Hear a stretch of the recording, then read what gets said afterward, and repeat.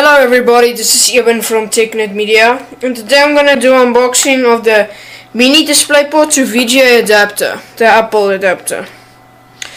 So this is used for if you have a MacBook to connect it to a VGA port through the mini DisplayPort. So let's get right into it. This is probably gonna be a very quick unboxing. I just wanted to show you what's included. I'm just gonna be pretty honest, I'm not sure how you open these boxes. Oh, I see here. It's a tab. I hope you can see that. Okay, tab is out. Okay, then it just opens here. Okay, let's pull it out.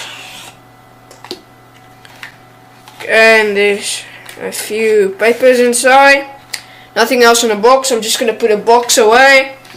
Okay, you have a regulatory compliance information and a warranty summary. And then you have the adapter itself. Let's just try to remove it.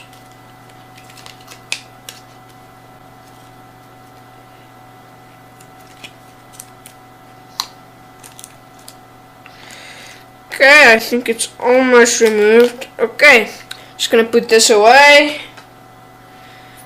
Okay, as you can see here, just pull it off right there.